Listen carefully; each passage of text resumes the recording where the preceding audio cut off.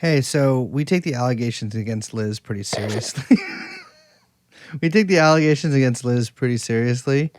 And we heard you and heard your guys' pain. She's getting the voice surgery. We're putting her under the knife. She's in Thailand right now. She's going to Dubai. She'll be there on Tuesday. Hopefully Thursday she ends up in Johannesburg. And then Friday, the finishing touches, of course, in Tucson, Arizona. Liz has gone through a lot of changes over the years. Obviously, we've debuted, I think this is 2 versions of her so far. At least. And we understand that a lot of you aren't happy with the new model, and we're bringing back, I think, like a new take on like a vintage one that you liked. So it's going to be some of the old Liz, and then some of the new Liz, and then some of a Liz that you guys have never even seen before. Liz 3 for Web 3. Mm-hmm. And so while that's happening, of course, the cat's away, the boy shall play. And we hope you'll forgive us for an all-male episode. Jeffrey Epstein. Jeffrey Epstein. Jeffrey Epstein. Jeffrey Epstein. Come in. Jeffrey Epstein.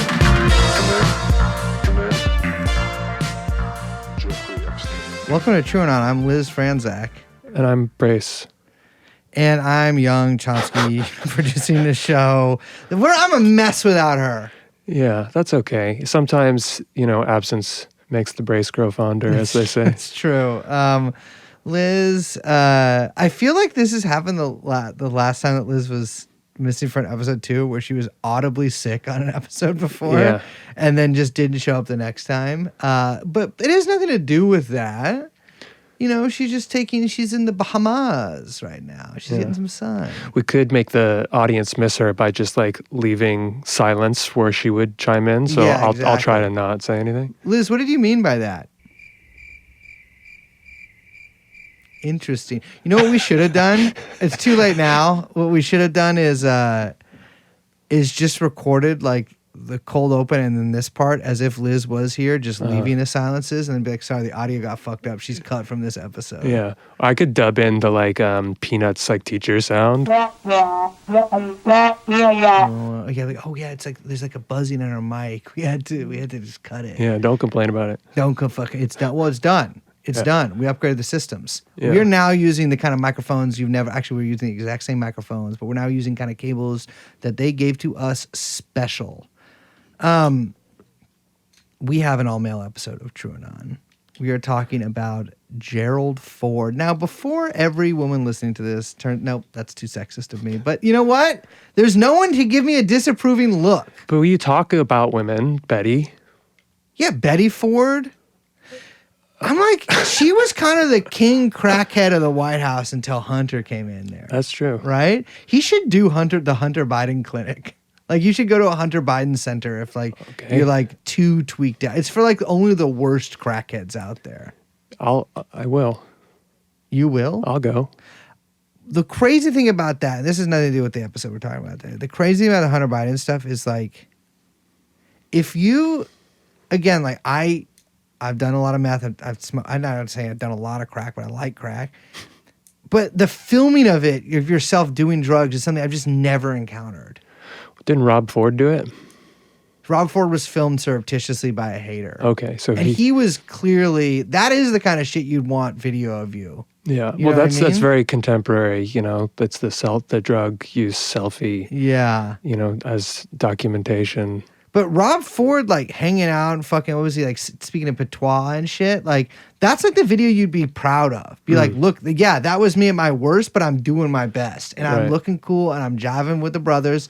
It's he's doing, I don't know. I mean, he perished. No, he died. I don't keep tabs on that stuff. He died. His Doug is in charge now. But that has nothing to do with what we're talking about. We're talking about Gerald Ford today. Well, there's a relation there. I know. I wish there was a relation. God, I wish there was just 3 families in the entire world. There's so many people named Ford, I guess. I know. Well, and of course Michigan too, which is something that we didn't talk about, but no relation to Henry. Anyways, we have Don from Fourth Reich Archaeology here to talk to us about Gerald Ford, the Fourth Reich, and a lot of other shit. We're talking a lot about the Church Committee. We're talking about the Warren Commission, that kind of classic stuff. And here we go. I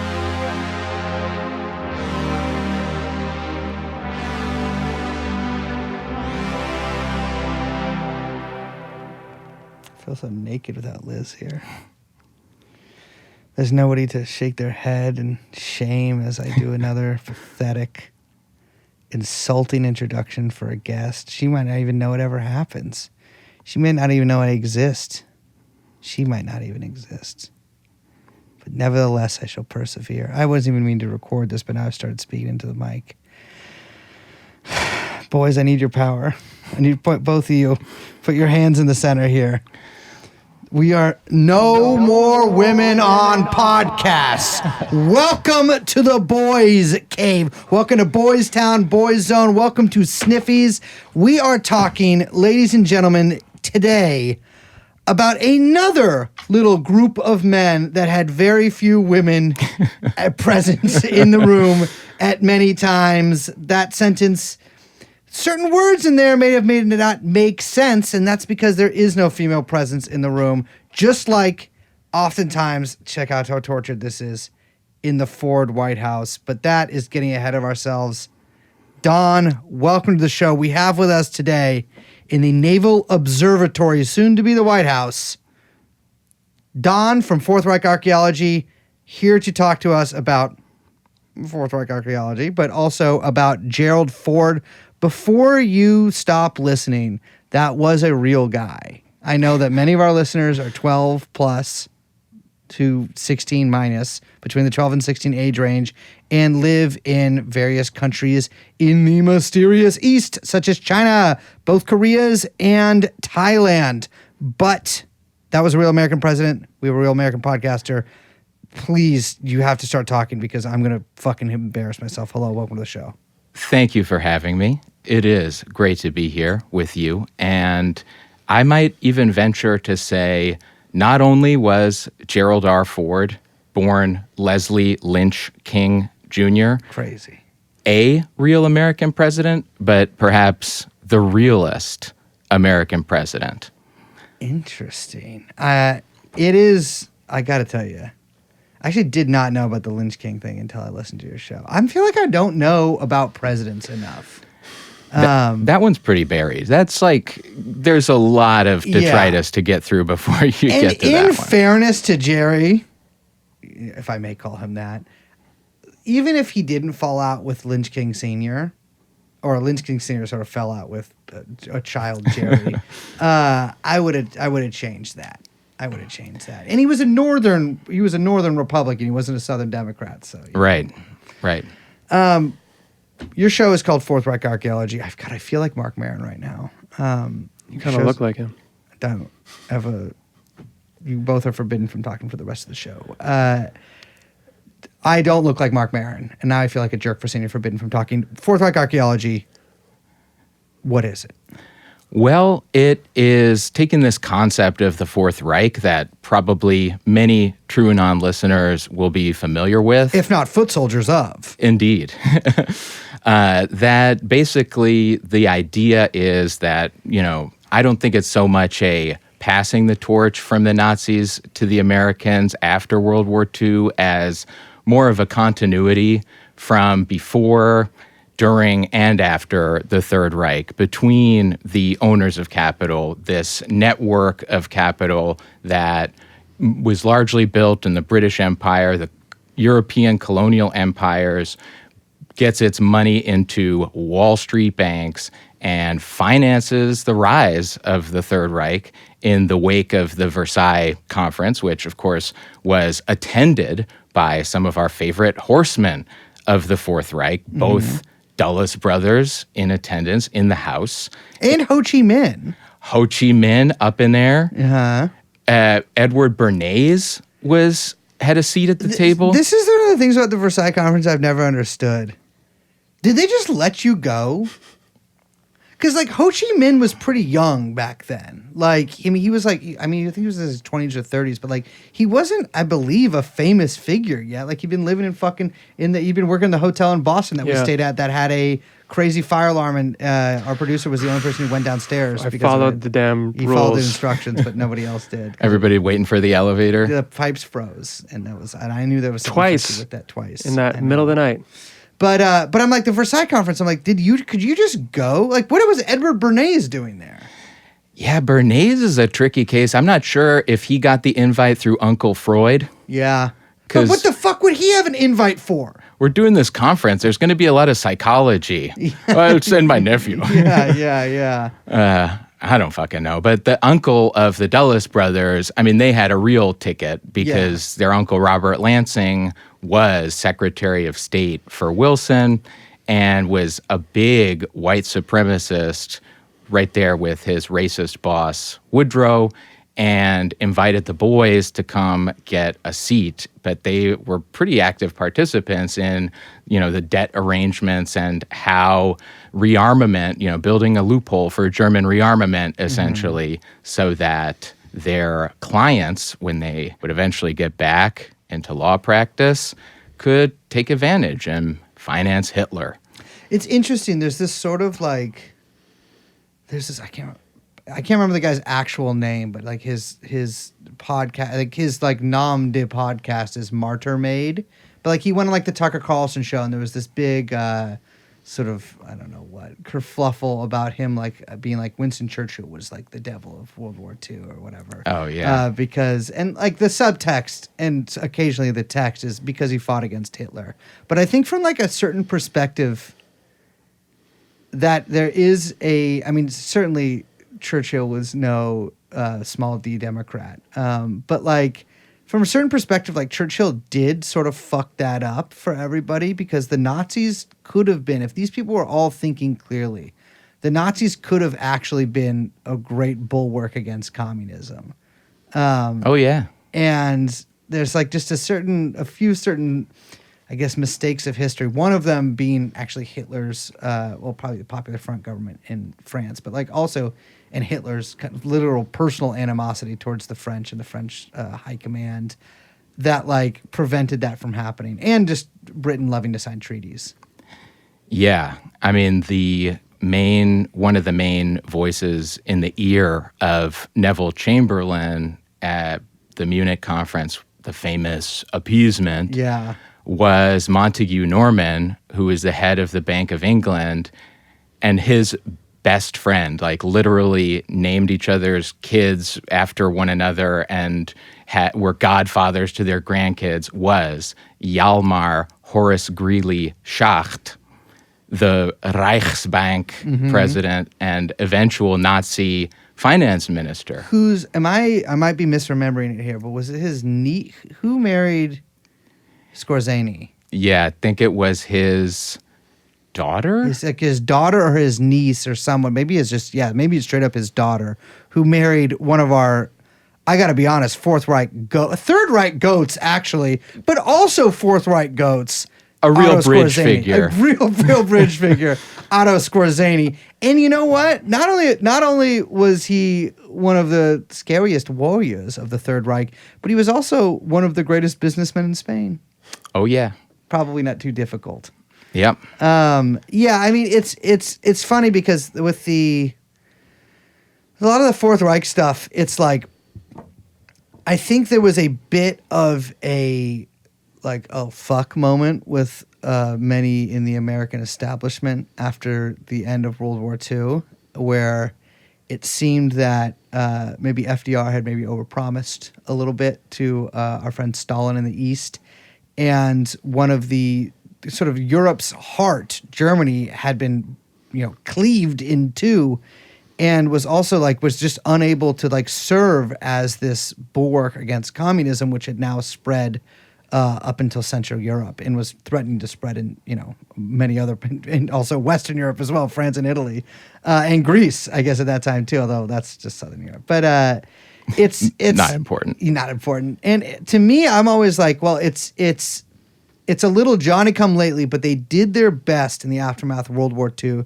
to blend American ingenuity and German, but also Belarusian, however the fuck you say it, but I'm talking about people from Belarus, Ukrainian, Balkan. Oh yeah.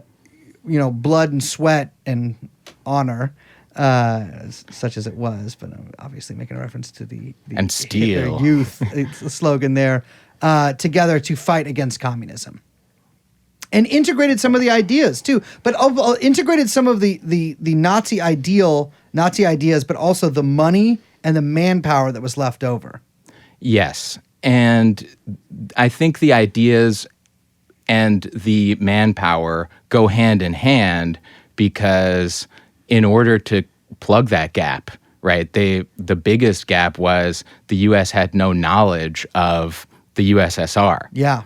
Because they weren't really peeking at their notes during the war. And so once the Nazis surrender, then you have this contingent of planners, and there's a lot of debate still about how big it was, but definitely a big group from Reinhard Gehlen's organization, the Eastern Front Intelligence Organization, were hiding in the mountains, waiting for the Americans to come. And when they did, they presented them with all these files on the Soviets that they'd obtained during the war and offered their services to the U.S. military intelligence. And then eventually, with the help of Dulles, with the help of Frank Wisner, and even Angleton on the periphery there, are just wholesale incorporated right into the CIA payroll from basically the beginning of the CIA after the National Security Act of 47. Yeah, it's. I mean, thank God that Angleton was right and that America was so thoroughly penetrated, because they really did waste a lot of these guys, the lower level guys, parachuting them into behind the Iron Curtain, post like 40. I mean, I guess really post 45, but like post 46, 47, and they were immediately killed. Like America sent. And it's funny because this is reframed as such a tragedy. And it is in like a very abstract sense, like in that a human life is a tragedy, or a human death rather is a tragedy, wasted so needlessly. But America parachuted like a ton of people, or tried to infiltrate a ton of people, former collaborators or just straight up Nazi soldiers behind Soviet or Eastern Bloc lines at the beginning of the Cold War. They did this all throughout the Cold War, but at the beginning they were really trying to like both sort of foment insurgency and then like shore up insurgency, like in the case of like Poland or in Latvia and stuff. It was a Bay of Pigs mentality for a country that's like, I don't know, 1,000 times bigger than the island of Cuba. Yes. Yeah, exactly. Kind of, if it was ridiculous in Cuba, imagine how much more ridiculous it was in Poland. Yeah, and I feel like they kind of caught on from that, from those early attempts. And then, I mean, speaking of Bay of Pigs, not to get too ahead of ourselves, but like later, because I sort of view a lot of those like Cuban terrorist organizations in the same way, they were actually more effectively able to use these sort of dissident exile groups for their proper purposes, which is like terror groups, opposed to like guerrilla insurgencies. I mean, some of them, they did do the guerrilla insurgencies too. And integrate them with American special forces and sort of use them as like death squad handlers for places in South America, et cetera, et cetera, et cetera. But back to, I think, like the 40s, 50s, I think we quickly realized that like, okay, well, we're not going to be able to send in like legions of shock troops of like Nazi Hungarians back in. And so we should integrate kind of maybe the upper echelon types that we have. Not the people who are necessarily at the top of the Nazi party, but certainly the Wehrmacht, the German army, men who served with honor and distinction. We can integrate into the NATO apparatus pretty easily. Oh, yeah. Yeah. And the other aspect of kind of the failure of the parachute drop approach is, I think we'll get into this a lot when we start to talk about the eternal present and the integrated spectacle, but is integration of these Nazis into propaganda as well, like voice of Radio Free Europe, that, later Voice of America, U.S. Information Agency, the old Tucker Carlson's dad's old outfit. But that was a big jobs program for ex-Nazis and ex-members of these local, like, Iron Guard in Romania or whatever. I mean, we've talked about this on the show before, I think within our last All Boys episode with Matt Farwell. But, like, actually, no, I think we talked about this with Mats Robeson. But there was all these, I mean, for listeners who aren't familiar, like, we called the nations behind the Iron Curtain the captive nations, right? And this was sort of the American, like, approach to, although Ford, ironically enough, got in trouble for kind of making a gaffe related to this, or for doing a gaffe. I'm not sure what the verb for gaffing is, but we referred to, like, all the countries behind the Iron Curtain as, like, captive nations. Basically, half of Europe, half of the world really is imprisoned by communism. And so we had all these sort of representatives of these captive nations, oftentimes people who fled from those countries because they had, for instance, been in the Iron Guard in Romania and maybe hung Jews from meat hooks, or, had been in the Arrow Cross Party in Hungary, who really just tried to do, like, all the Holocaust in, like, 2 months in Hungary. But all of these, like, the really bad guys who, like, first of all had the means and wherewithal to flee, but came to America, they became sort of the representatives for all of the people under communism in all of Eastern Europe. Right. And as a result, you don't even need to get conspiratorial about it. It's totally self-preservation from their point of view. What's conspiratorial is the fact that they were secretly given all this power inside the U.S. government. But it's not conspiratorial to say that they exaggerated the threats emanating from the so-called Soviet empire and the will to global expansion from Moscow, which was never really a threat at all. No. I mean, that's the funny thing about it. It's like, even in sort of critical stuff about the Soviet Union sort of post-World War II, like, they didn't actually successfully spread the revolution pretty much anywhere. Like, they did assist some people in Africa, but they didn't really assist them, like, doing it. Like, after they took power, like, they would send technical advisors, and, like, sometimes they would send, like, I think they gave Nasser some, like, pilots or whatever. But, like, they weren't, like, sending, like, legions of guys anywhere, or, like, rolling the tanks in. I mean, Afghanistan was their, like, one big version of that. I mean, way to pick them. I know, and they Kremlin. blew that one. I know, but look who it was, But yeah, I mean, there was this sort of fear of global communism, and fomented by a lot of these guys, and in turn, I don't like to sort of exceptionalize democracy as being, like, non-authoritarian, because, like, for instance, there was concentration camps in democratic France in the 1930s. You know what I mean? Like, there weren't death camps, but, like, these things are not, like, exceptional to Nazi Germany. And California. Exactly. In California. Precisely. You're right. Yeah. There was racially based concentration camps in California. And I think all throughout the West. I heard they were bringing them back in Florida. Yeah, exactly. Although I think it might have gotten, there's an environmental review that might stymie it, I read about today, which is the triumph of liberalism. But there are certain, like the Nazis that came over here became more democratic, and the democratic people in charge of our government became sort of more Nazi, and melded into this kind of, like, creature that really was able to spread its wings fully in the 1960s, 1950s, 1960s, 1970s, before having its wings slightly clipped in the mid-1970s, and then turning into what it turned into today, which it really needed to in the modern national security state. Right. And this is kind of where the Fourth Reich Archaeology project picks up, is we kind of view the moment, like, you've got the groundwork being laid right after the war, all these guys coming on board, the programs and the bureaucracies are being built. Then along comes a elected president, John Kennedy, and he plays along, gets burned because they're not very smart when they make these predictions all the time. And so they get rid of him. And then the period really from November 63, the coup in Dallas, to there's many places where you could bookend the other end of it, this consolidation period. I kind of like to think of Jonestown as the other bookend. Interesting. Potentially. Or maybe it's the October surprise stolen election of 1980 is the other bookend.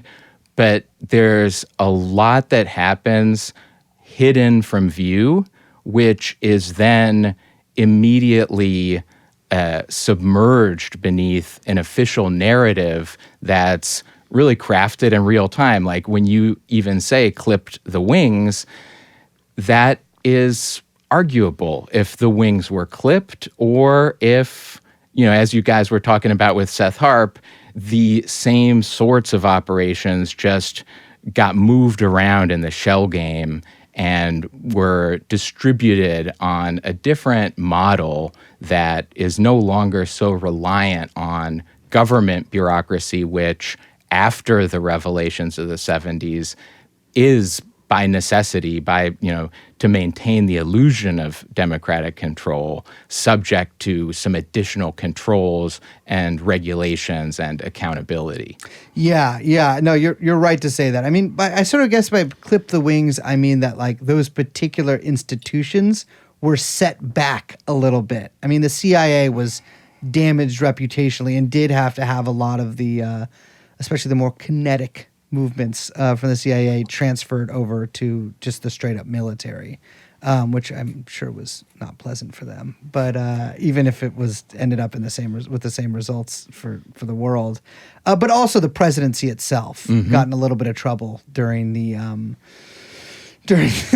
Nixon Ford years, and ended up with like a lot of things ostensibly transferred to Congress, but kind of to what you're saying, one of the things that Congress did, not to get too ahead of ourselves, during this period where the wings were clipped of the presidency, is they passed the War Powers Act, where they're supposed to be, the Congress is supposed to be the people that declare war.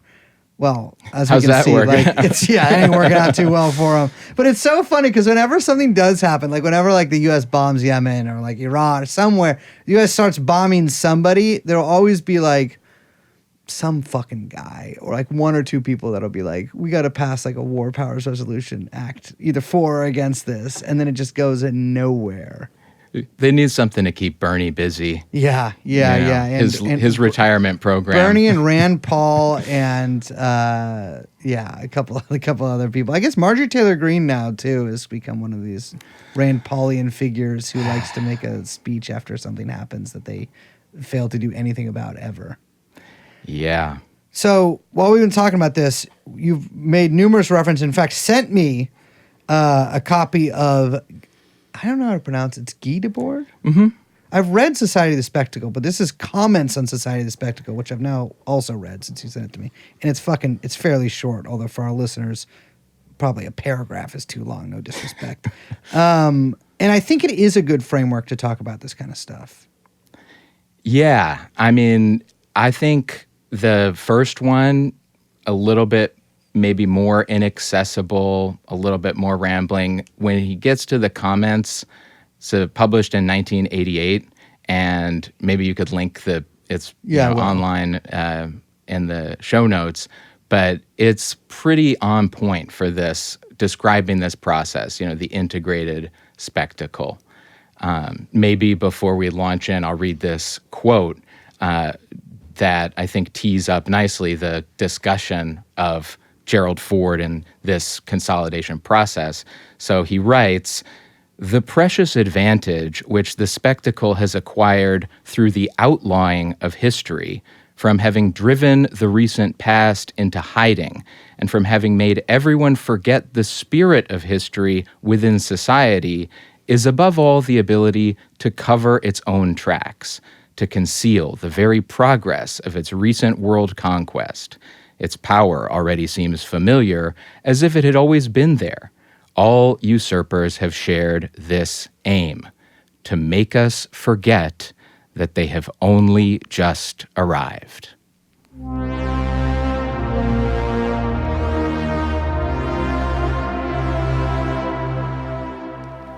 So let's talk about Gerald Ford. Why? Because listen, your show, you guys done several series. Warren Commission. You guys have like a million part one on the Warren Commission, which is also Gerald Ford. I know you guys are doing Jack Ruby one right now, but you started with Gerald Ford, and I got to tell you, I think when most people hear Gerald Ford, they think of parodies of Gerald Ford, which are very difficult sometimes to separate from the real character of Gerald Ford, as he is so parodic sometimes in his, let's say, public appearances. I mentioned earlier a gaffe that he made during a debate. I can't remember who I think the debate was with Carter, where he's talking about the Eastern Bloc, and he's like, I don't know what you guys are talking about. Like, it's not under Soviet domination. Poland isn't. Romania isn't.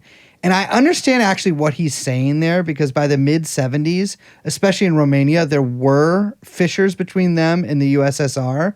But to the average person, or even probably just most people watching that, they were like, does he not know that they're like communist-controlled governments? And it was like a huge sort of blunder on his part. But really, I also mentioned the parodic aspect because literally the Saturday Night Live parody of him comes up so often in Gerald Ford histories, because it actually like damaged his credibility because people just saw him as that guy. Right. Yeah, it was Chevy Chase. That did it, and he didn't even try to do an impression or anything. It was just the Chevy Chase shtick of clumsiness and falling down and spilling water, and it's pretty funny actually.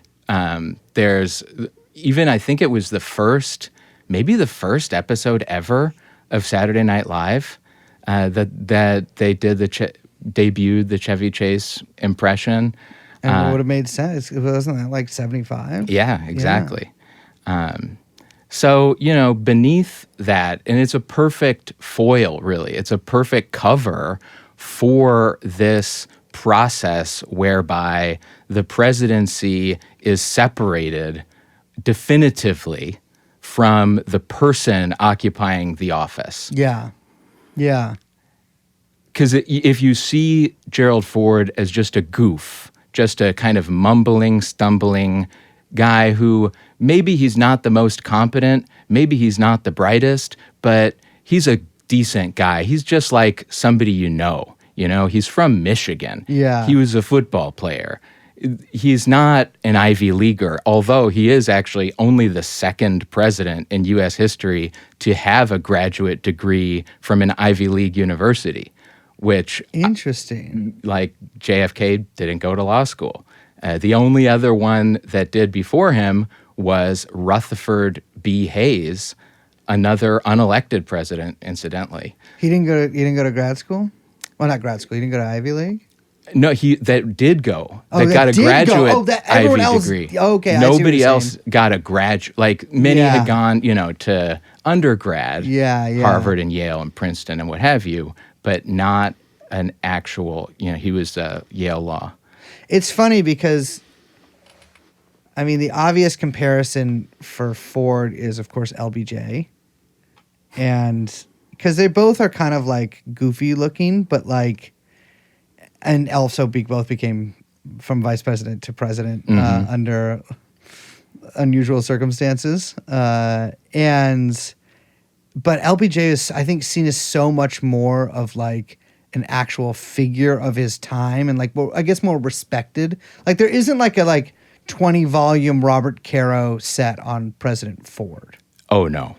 No, LBJ he's one of the titles of the Caro book, the master of the Senate. He was like a real chess player and very forceful and strong, will to power, using everybody in his way how he wanted. Whereas Ford is the opposite. Yeah, he's like kind of a loser. And it was his dream. His dream was like not to be president, but his dream was to be like Speaker of the House. Right. Or so he says. And this is the thing, and we play with it a lot throughout our excavations into his life and times, but he puts this image out and allows this image to be out there for him, but is doing a lot more of the calculating than he really gets credit for. And, there's this narrative about Ford that, oh, he just got the vice president slot because, and on the sort of left conspiratorial side of things, because he was on the Warren Commission, helped out with the cover-up of JFK, came out of nowhere and was just plopped there to kind of be the caretaker after Nixon. And, if you look at his life, his trajectory goes in that direction towards the real evil heart of American power way before he gets on the Warren Commission. And I would say his selection to the Warren Commission was already kind of taking into account his safe role as a trustworthy operator on behalf of this Fourth Reich, the Horseman of the Fourth Reich. Who are your horsemen here? So as far as in people that are really have a hand in pushing the Gerald Ford piece forward on the board, what's unsung is that both of the Dulles brothers had a role in that. Really, yeah. Like, he gets into Congress. He, in 1948, he's elected for the first time. And, we can talk about kind of how he gets there.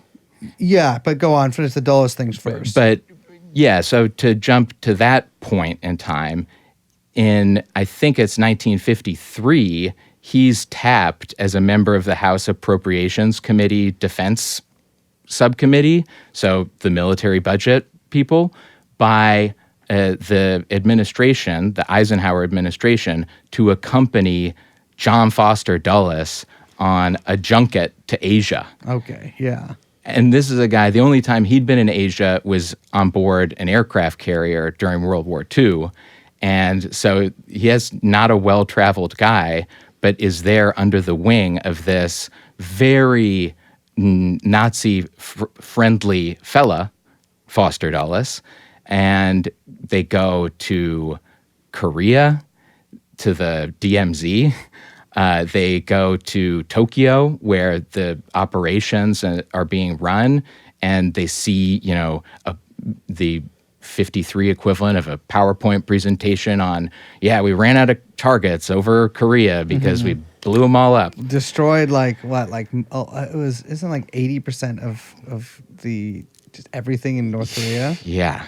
And then they go and chill with the Generalissimo Chiang Kai-shek in Taiwan. So they're making moves. Jerry clearly ingratiates himself, and by the time they get back, he is on the radar of Allen Dulles, and obviously having graduated from Yale Law in the early 1940s, he's already got some connections to people that by this time are staffing up the high echelons of the CIA. And by 1956, he gets named to the predecessor of the House Committee on Intelligence. There was none at the time, but they were so secretive that there were no aides allowed in and no notes were allowed to be kept. And so it's kind of a black hole, but one must surmise that Ford was getting as good a view of any civilian into all that shit. Yeah. And in the 50s, it was a lot. So let's go back in time a little bit here, because Ford, I mean, you mentioned he's elected in Michigan here. And we also you said at the top that he is originally named Lynch King, but he's from Michigan, and from way I understand it, because there's a very interesting while we were sort of planning this episode, I watched a very hagiographic kind of, I think Ford from his presidential library produced video about him. That's like, it sort of is like it's like one of those Ken Burns documentaries in its I guess it's in presentation, and like there's sort of like battle marches or whatever in the background, but it's all these guys kind of being like, he was such a good boy, and that I think is the general view of Ford is like a well-meaning, slightly simple but not super stupid guy that like just came in here to like heal the nation. And so is that correct? Because I mean, being from Michigan, you know, it's the Midwest. It's from the middle of the country. He's a simple lawyer, and he kind of gets elected, as the way this documentary tells it, because there is a isolationist wing of the party that he is opposed to. Mm-hmm. Now, is that true? Is this just like I fell for the lies of the Gerald Ford Presidential Library? I think you fell for the lies. God damn it. I'm sorry Once to again break misled by the Gerald Ford Presidential Library. To kind of start all the way at the beginning of what he carries within him. So he's actually not born in Michigan. He's born in Omaha, Nebraska. Oh, he's a carpetbagger. Not exactly, because his mom actually flees from Omaha when he's 16 days old. His biological father chased them out of the house with a knife. Yeah, I will say, for all of the sort of rosy tinted view of Gerald Ford that one gets from, I guess, official publications on him, his dad does seem like a genuine piece of shit. His birth dad. Oh yeah, and that's with good reason, because his grandfather was one of these guys. We compare him to the Robert De Niro character in Killers of the Flower Moon, if you've seen that. I have not. Okay. Well, he's like just a settler's settler kind of a guy. One of these Western businessmen, not a covered wagon guy, but a smooth operator and a calculating operator and a ruthless operator named Charles Henry King. He became a millionaire many times over from basically founding a bunch of little towns, setting up the warehouse that they would sell all the shit, the banks, whatever, a little bit of capital. I mean, it is a classic capitalist, right? Yeah.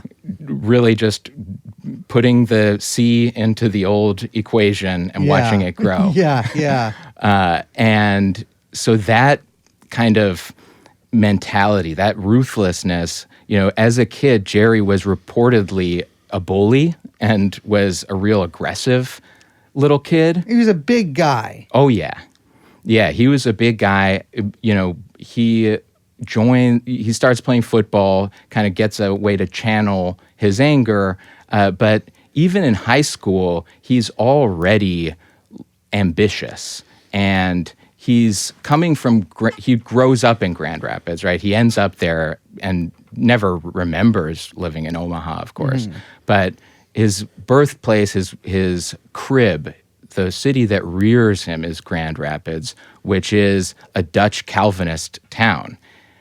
And the big thing in Calvinism is predestination. Exactly. The old Max Weber spirit of capitalism. Yeah. And so this, I think, also informs him, along with kind of his inner turmoil. And by the time he's in high school, he becomes a anti-communist, kind of a thug on the football team, but, you know, a popular thug, right? Yeah. Not an uncommon sort of stereotype. Right. Like there's this famous incident where the Young Pioneers, that was like the CPUSA's. Yeah, with the little red neckerchiefs. Yeah. They were doing some stuff in Grand Rapids and like painting their demands on a wall or something. And he shows up with the whole football team, like hitting the baseball bats and like, you better clean that up, commies. And they do. And soon after, he rigs an election for most popular boy in Grand Rapids and gets a ticket to meet Herbert Hoover at the White House. I gotta be honest, I'm like, that doesn't seem like a very good prize. The most popular guy gets to go meet Herbert Hoover. I guess Herbert Hoover's like, what's your secret? Because everyone hates me. Yeah, I think it was before he had become like unpopular. Yeah. He was still just, you know, the investor turned president. Yeah. But to fast forward a little bit to when he gets in, right? By the time he's running for Congress, he had already gone, parlayed his football talents to go to Yale Law School. Yeah. And again, he gets in through the back door because he's hired as a coach. He doesn't get into law school. Interesting. You can do that? You could in 37. Yeah. Because I'm always like, if you go, I genuinely don't know. This is an actual question. I'm like, if you're really good at football, but you're like, I'm not good enough to turn pro, do you try to go to like get drafted or whatever, like get into like Yale or Harvard? They have football teams? They do. They were the big ones back in... I guess that's true, yeah. And like Notre Dame, yeah. Newt Rockne or whatever, or the fuck you say that. But like now I'm saying, like, if you're like a guy who's like, I'm not that good at football, but I want to go to a good college, are you like, do you just try to get in the Harvard one? Because like, what if you end up at like ASU or something? You know what I mean? Like, you better turn pro, because otherwise you just went to the #1 party school in the nation, but you had to get up early for practice.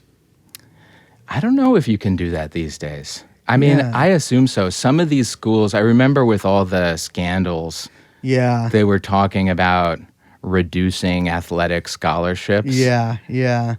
Where the teams are just for no real reason. Yeah. Because that's what I would try to do. I guess if I go back to school, I'll just spend a couple years getting really good at football, then try to get like an athletic scholarship to like, I don't know, Columbia. Yeah, you could also, it's very specialized now, so you could become like really good at doing one thing. Yeah, exactly. On special teams. I know. What's the thing where you kick it? You can hold the football for that guy. I'll be that guy. Yeah, I'll just start working out my index finger really big. It's probably 2 fingers they hold it with. That's a scary job though, because what if they kick your fingers? Yeah. Fingers are good enough. You're looting them fuckers. Anyways, so he gets a job at Yale, but he gets to go there too? He hangs around for like 2 years. And he's like, let me into the law school. And I'm like, no. And he's just coaching. He's coaching football. Starts coaching basketball and boxing. I mean, well, fuck it, just to make a little extra dough. I feel like they weren't that good at basketball back then, so it probably wasn't that hard. No. He was like... It was white boys only. It was white boys only. And it was white Yale boys only. Yeah, it was not a good team. Yeah. But he eventually convinces them. He's like taking some classes in the summer or whatever. I don't know. He gets in and he becomes classmates with these scions of the blue-blooded Yankee elite. Yeah. And joins with them in the founding chapter of the America First Committee when it starts up at Yale. Before it became a nationwide thing. Oh, interesting. It was a Yale Law School student group. Interesting. But what's crazy about it is, not only is he alongside people like Robert Stewart, who was the Quaker Oats heir and a strong anti-communist, but also Sergeant Shriver, who would become Kennedy's brother-in-law and the first head of the Peace Corps, and the faculty advisor at Yale was a recent PhD grad, Dickie Bissell. Richard Bissell. The Richard Bissell. Okay. Who, of course, goes on to become head of covert ops for the CIA. That's a good guy to know. It was a good guy to know, but nobody's ever really talked about this connection. Yeah. And so it was something we got really excited about because it's another one of these legs up that Jerry Ford already has by the time he goes back to Grand Rapids and launches this insurgent campaign against the incumbent, just like most members of Congress then and now, useless old bag of bones. Mm-hmm. He does it. Gerald Ford, would you say he was sort of the Alexandria Ocasio-Cortez of Michigan's 5th district? I mean, check the boxes. He had the good looks. Uh-huh. He had the Northeastern college education. Mm-hmm. And he's a Latina. Yeah, well, that's the only one that he didn't have. In fact, he passed as Dutch in his back election. Then, listen, you guys gotta understand, back then there was only so many races that were allowed to do stuff. So like there was a distinction between like a Dutchman and like, you know, an Irish guy or whatever. Yeah, like so, if you're Welsh, like exactly. don't bother. So I don't know what a Ford is. Well, I guess he was King was his last one, but if he wasn't Dutch, you know. In Grand Rapids, that's he the was thing to be. Latina. Let's be honest. He was the Latina of the day. The Dutch were to Grand Rapids as Latina was to Queens, precisely, and the Bronx. So he got in by being like, but from what I understand, he got in by not being isolationist. Like he had left this behind. Right. Yeah. He left the America First stuff in the past. He wanted to join in. You know, he was a big enthusiast for the Marshall Plan, a big enthusiast for rebuilding Europe as kind of a means of economic imperialism.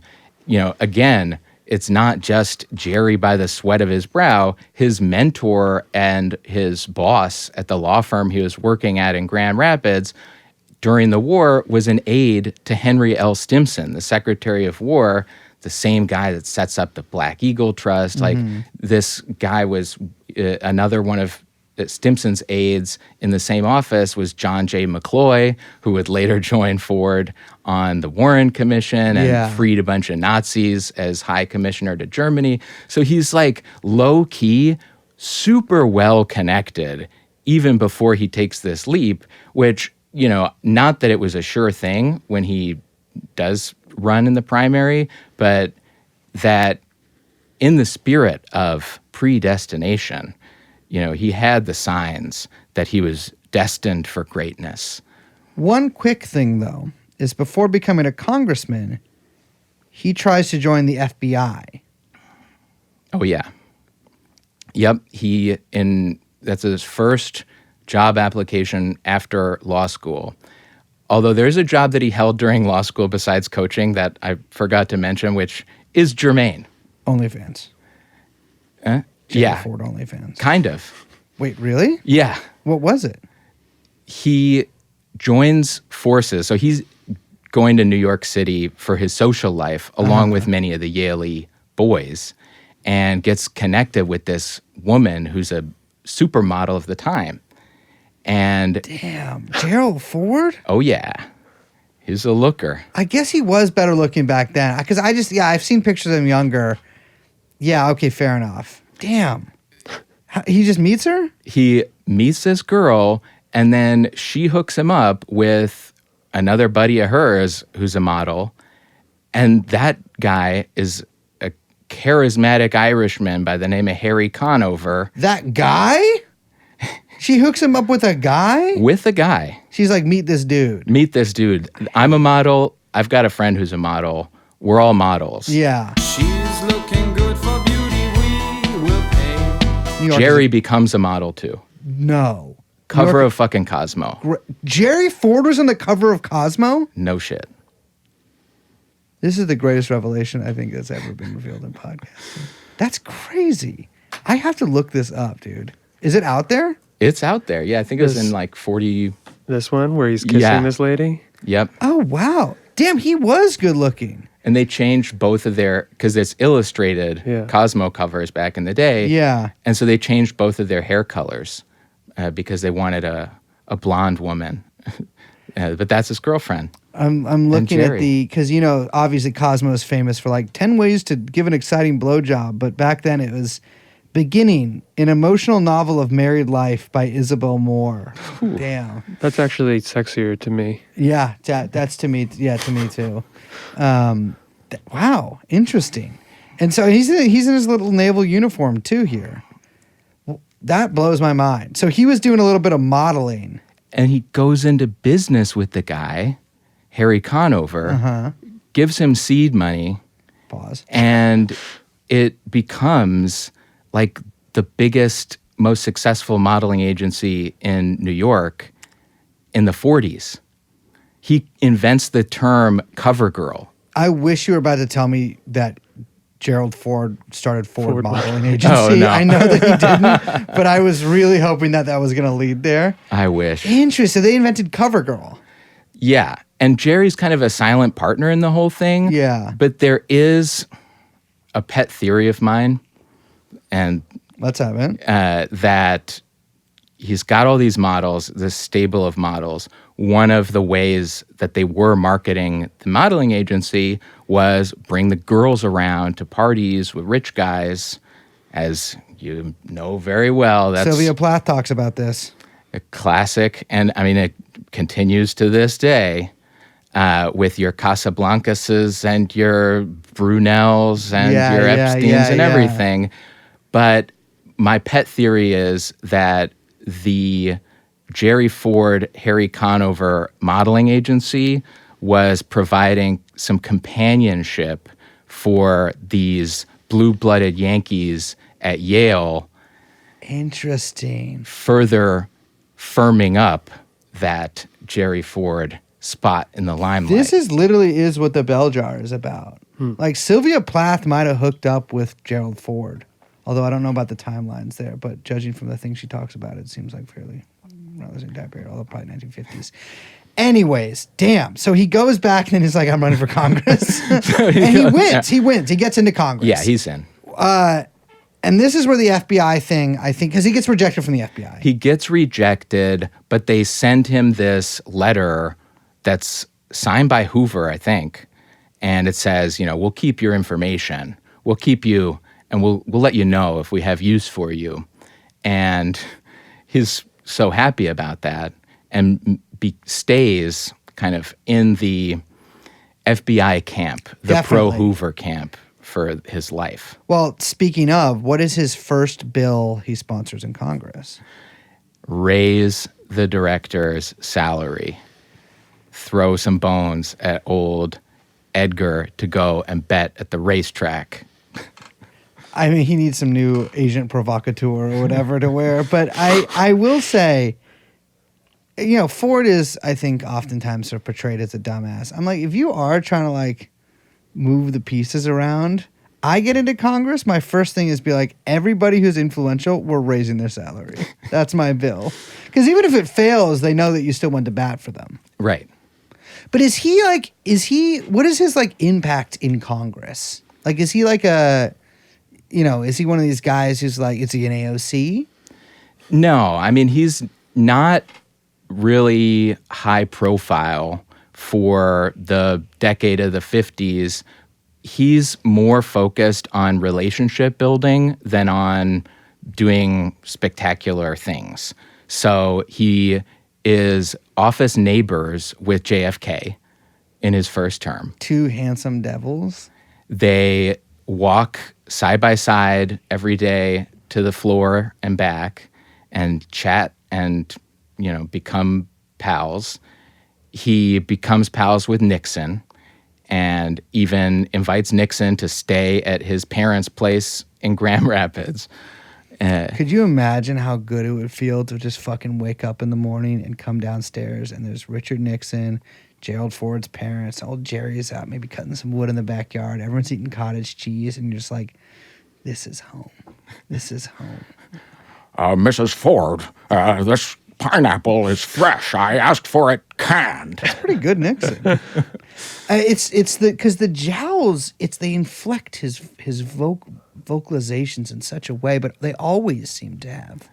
But he's like close with Nixon. This is from what I was understood too, because again, I have like some of my view on Ford's like presidency is like, I guess, a little bit of pop history. But my view was that he was like pretty close with Nixon. Obviously, Nixon stayed at his parents' house, but like they were boys. They were tight.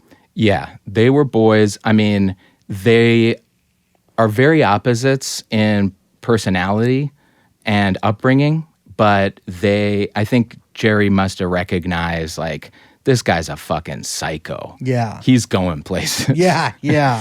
And Jerry is, I mean, this is also during a period where, like, the Democrats, like, rule Congress.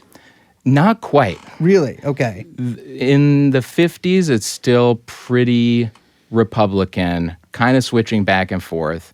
It's not until, like, late when once he's established himself, and he's got his, solid footing in the House, and he's like, how am I going to move on up here? Then his path to the speakership is like impossible. Narrows and narrows. Because then it's like becoming more and more and more Democrat majorities to the point where it's like 2-1. And it's like insane margins. I get that was what I was thinking of, but I guess it didn't start all the way back then. So his whole thing, because he gets elected to minority speaker. Mm-hmm. Yeah. The minority speaker. Right. That's what they call me. And it's minority leader. Minority leader, yeah. He doesn't get to speak that much. Yeah. Before that, speaking of the Nixon thing, one more thing, contrary to his unambitious, unassuming Jerry myth, he was persistently dogging Nixon to name him VP candidate in 1960. So I did know that because he thought he was going to get it at some point, right? Mm-hmm. Like he was really gunning for it. And from what I understand, Nixon's whole camp was like, fuck no, dude. He's dumb. Yeah. Like he's not a shark. He's not a player. He's too like, this guy will not hack it in Nixon world. Right. And he doesn't have the connections. They just didn't know all this stuff that we do. Yeah, exactly. I know that they would have gone for it. Well, eventually they came to their senses. Maybe. But it's like, I mean, that was the whole thing. And it was sort of, I guess it's been portrayed in some place I've read it, that it was like a little bit of, it was like a minor betrayal, right? Like he really thought that he kind of had it locked in because he and Nixon were good friends and it just did not go down. It didn't go down, but, it ultimately worked for his favor because it's like I told you, both an I told you so and you owe me one. Yeah. For 73. So it's a double whammy there, all things coming up Jerry.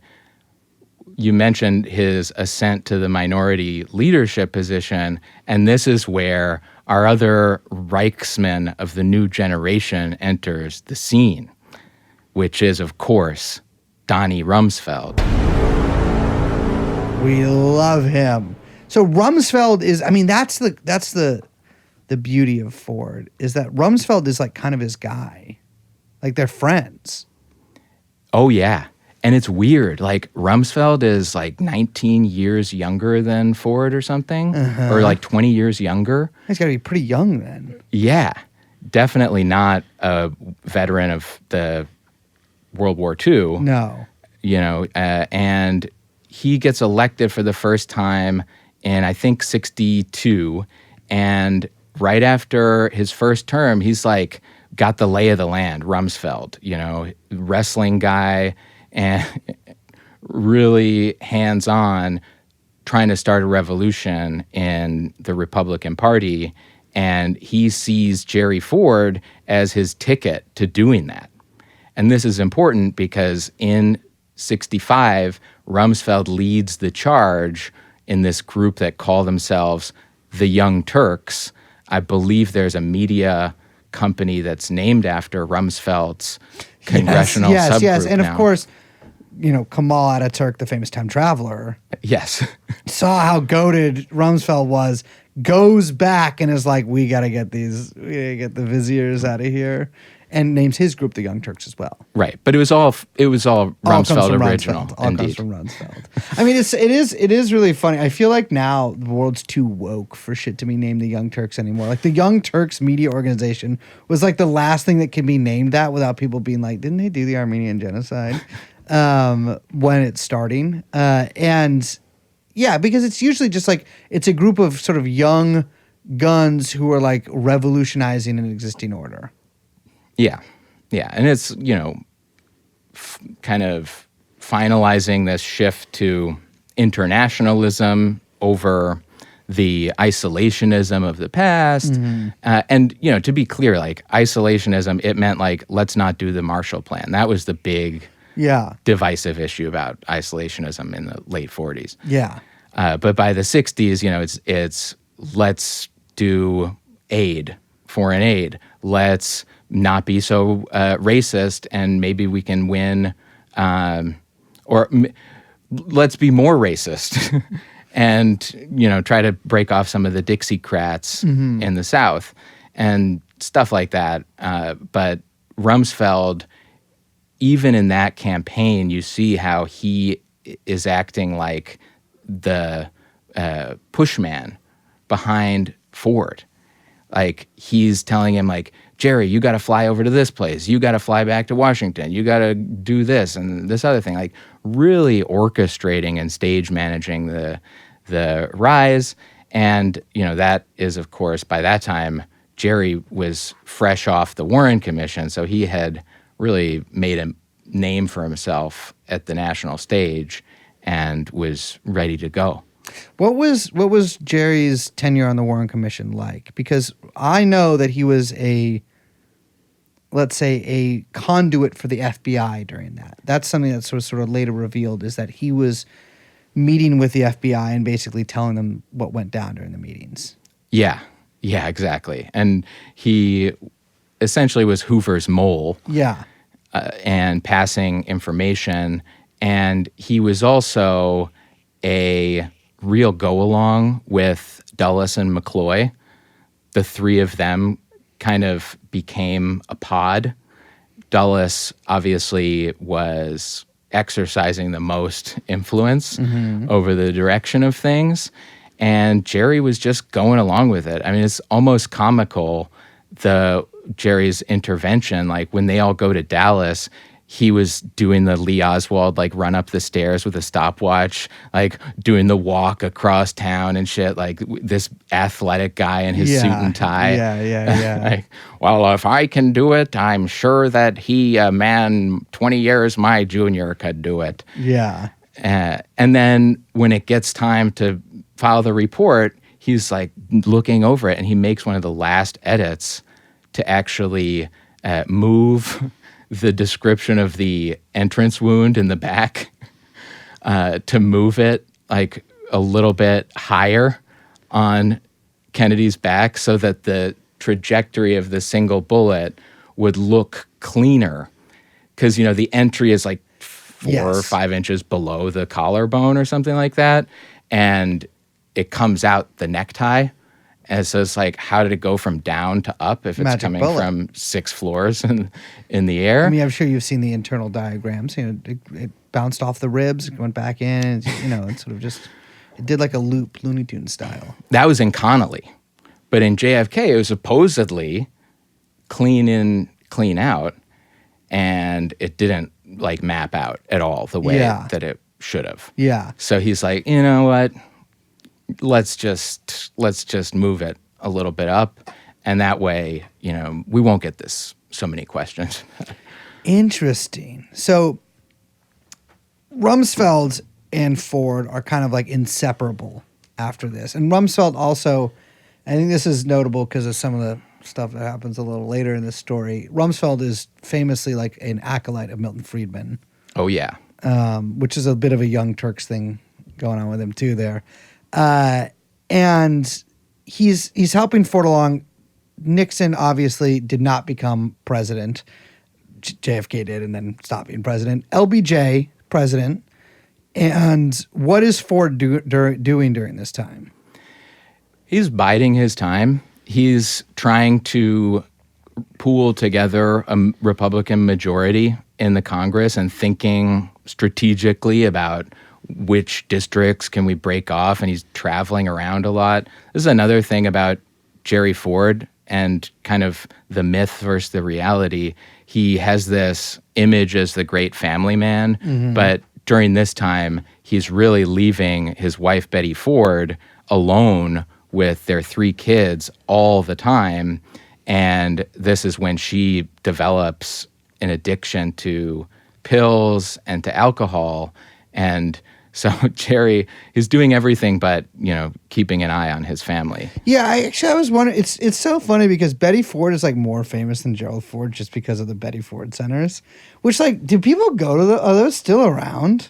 I think so. I feel like when I was in rehab, I was in there with somebody who had been to a Betty Ford. Is that Hazelden? No, I think Hazelden's different.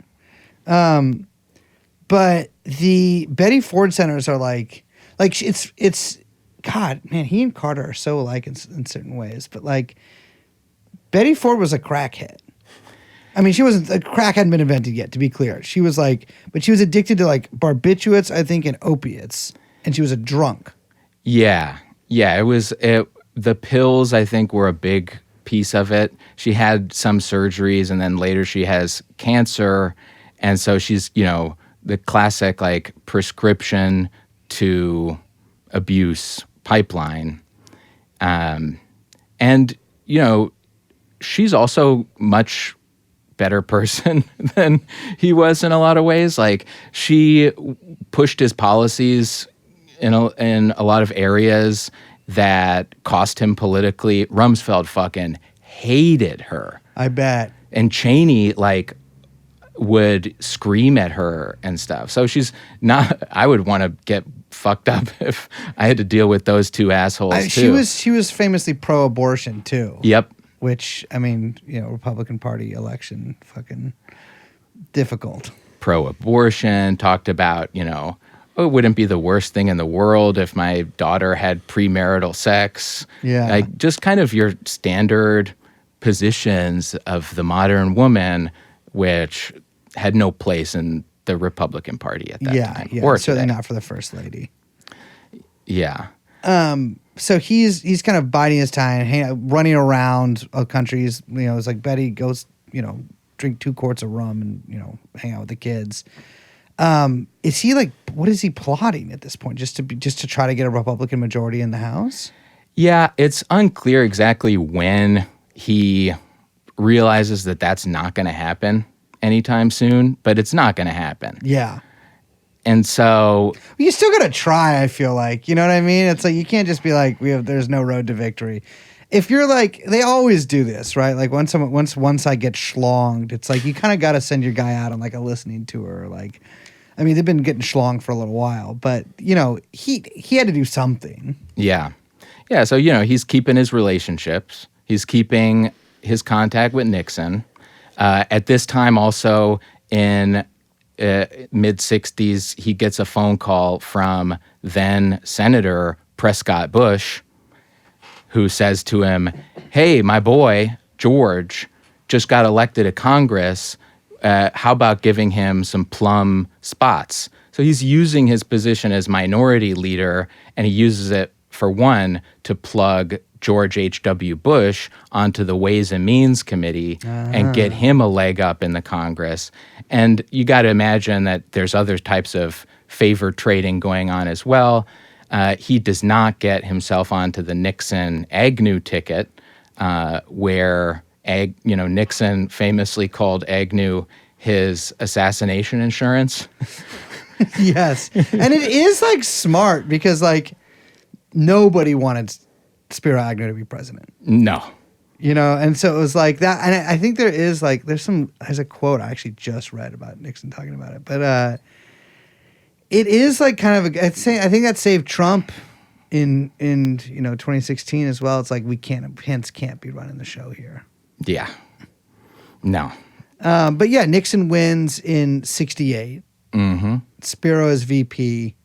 And then wins in 72 against George McGovern, fucking landslide.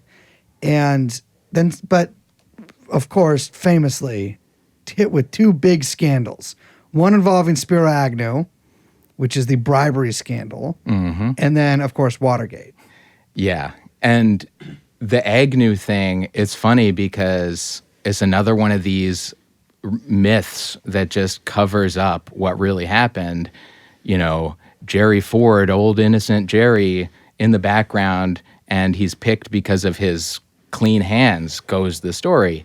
In fact, Jerry became aware really early on, like before it had hit the headlines, from one of the bribers of Agnew at the Christmas party that was thrown by Hale Boggs' son.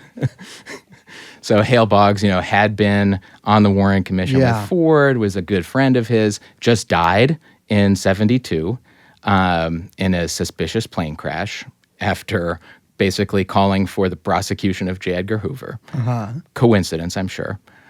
And his son, nevertheless, carries the family tradition of a Christmas party, and there Jerry gloms onto this fact that Agnew is about to get schlonged, to borrow your expression. Oh, to borrow from Donald J. Trump. It's a very common expression in politics. Yeah, they say schlonged all the time. And he starts positioning himself. Oh, yeah. Now, he's not aware, it seems, of the impending Watergate doom. Maybe not that early, but Watergate stuff is coming out not that late in 73. Yeah. It starts to kind of trickle out little by little first before it's a huge thing. But by the time Jerry gets the vice presidency in, I think it's October of 73, by that time, apparently, Al Haig, that was Nixon's chief of staff, another very interesting figure for another day, but he tells Jerry, like, don't get too used to the vice presidency, essentially. Yeah. Well, you could interpret that as like, hey, Nixon's going to lose his next election. I guess he'd already been elected twice. He was termed out. But he was termed you're out. Right. Okay, so there's only one way to interpret that. I mean, he doesn't even make it a year. I mean, Nixon resigns in August of 74. And it's like, there's Gerald Ford, having been not elected to the vice presidency, becomes vice president, and then unelected to the presidency, becomes the president. And this is when he says, I mean, this is, I think, his most famous quote, "Our long national nightmare is over." Yep. Which is funny because I feel like it hadn't been that long of a nightmare, but there was like real, like, there's many unprecedented parts of the Watergate scandal that happened.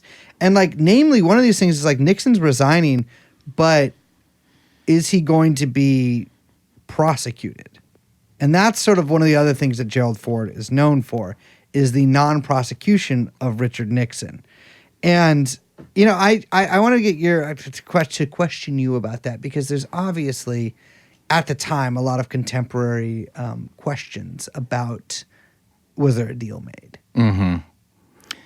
Yeah, I mean, I think there probably was an understanding, and probably it was done implicitly enough to have plausible deniability. Hopefully Nixon, at this point, after the Nixon tapes kerfluffle, had realized that maybe he should put less stuff on paper or in voice recordings.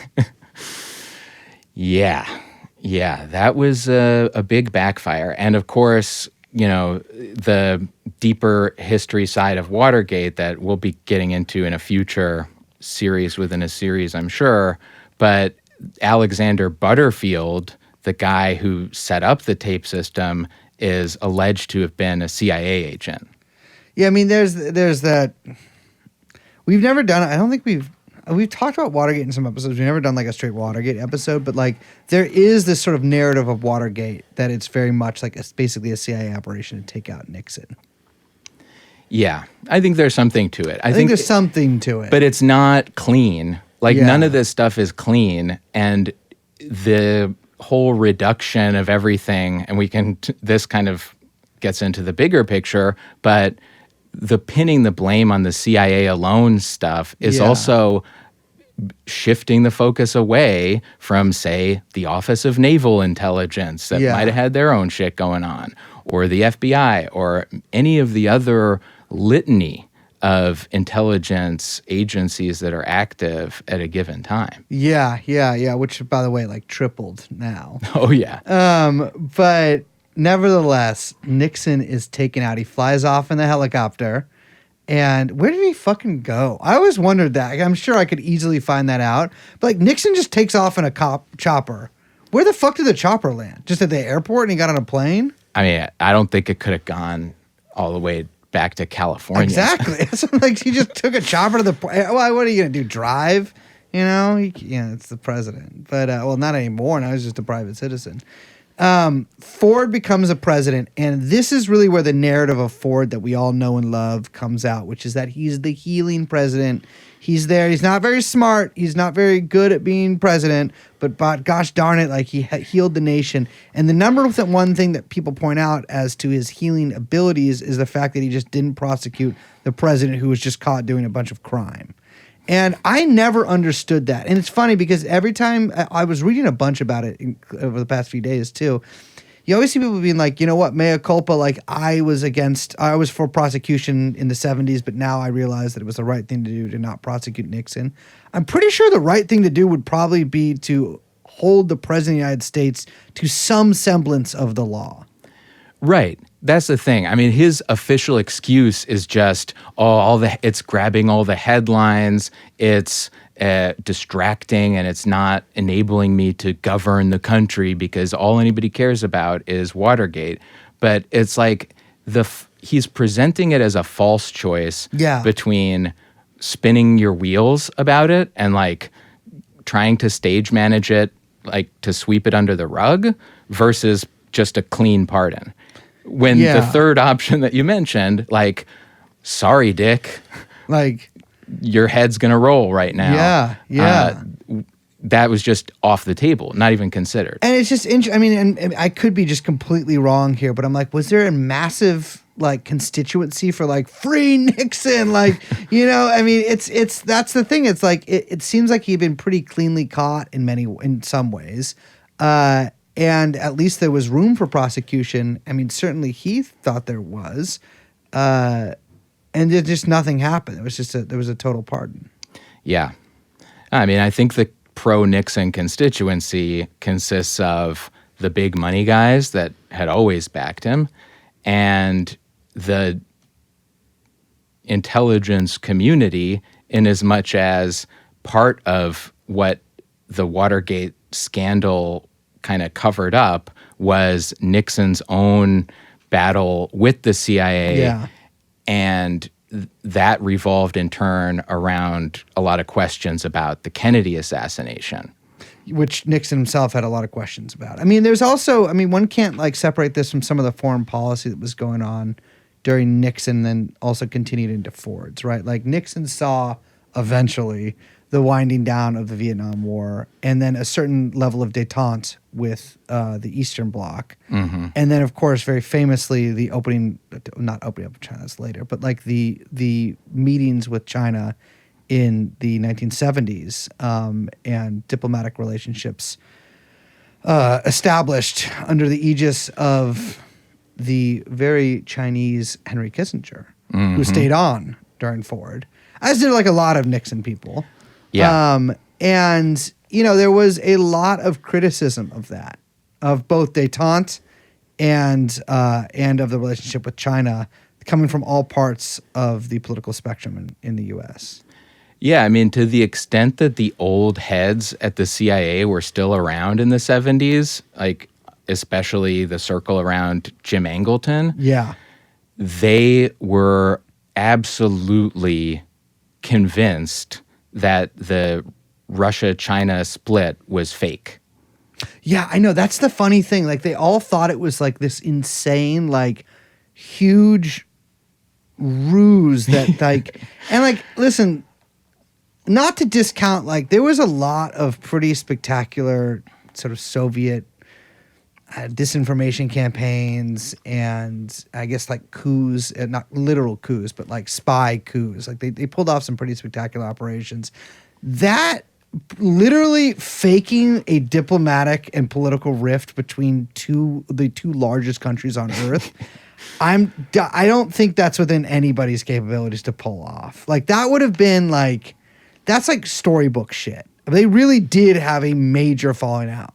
Oh, yeah. Famously, the Sino-Soviet split, which doomed us to our present state of affairs. But regardless, in the backdrop of all of this stuff that, like, they really hated Nixon. Yeah. For trying to, and kind of successfully in some, I guess depending on what yardstick you use to measure success, but playing both sides against each other.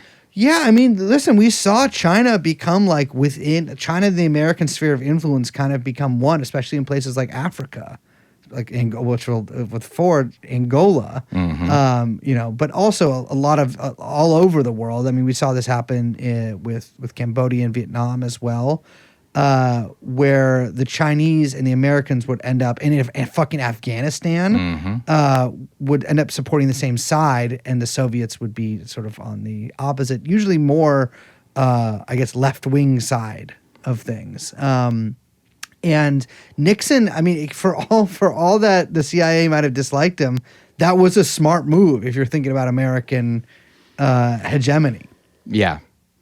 Yeah, it was the pragmatic thing to do. And he really wanted, he was obsessed with his legacy and wanted to have this memory of Nixon as the great president of the 20th century. And nobody wanted to give him those flowers. And Jerry, at least on the surface, does not go after that glory. And that's also part of why he gets such a pass on everything, because it's pretty unassuming, but it's what happens kind of behind the scenes. And as this outrage over Watergate, and that spins out into the outrage over first the family jewels document leaking, and then the Church Committee and the Pike Committee, and Ford launches his own bullshit presidential, the Rockefeller Commission. So let's talk about that real quick, because we've talked about the Church Committee on the show before, but there was several committees. And the Church Committee was sort of, this comes from a Seymour Hersh article.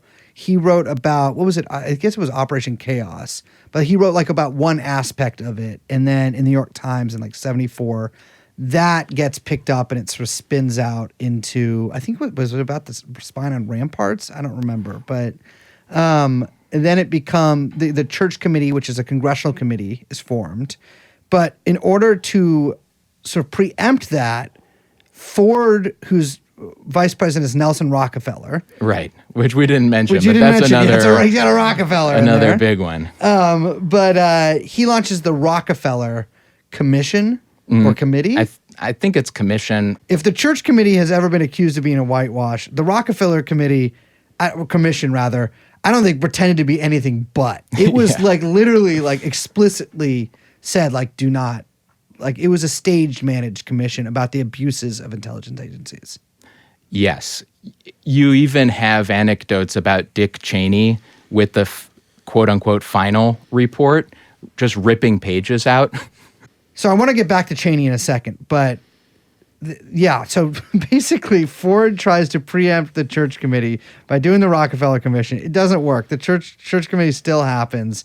And that's where we learn of, like, basically all the shit that we know of, not everything, but like a ton of like the CIA's misadventures, as they might put it, during the 1960s, 1970s, 1950s, comes out then. All the assassination programs, a bunch of MK Ultra stuff, like it comes out, Operation Chaos comes out during then. And remember, like, and this is so, I think, quaint and stupid to even, maybe not stupid, but it seems maybe funny to mention now, but like the CIA in its remit is not allowed to operate in the U.S.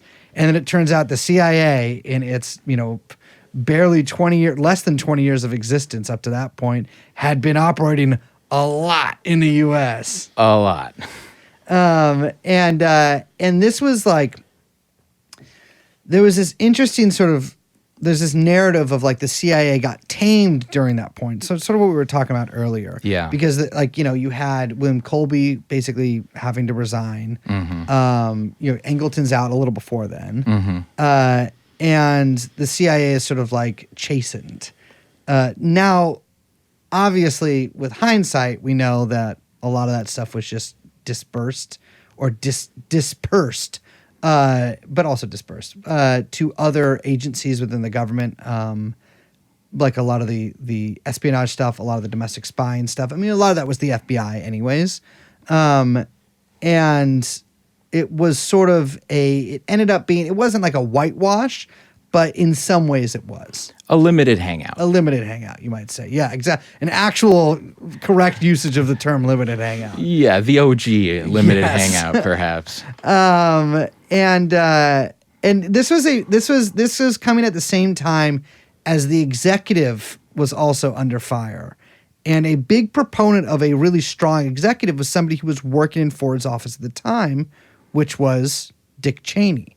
Now, Dick Cheney famously was a very powerful vice president.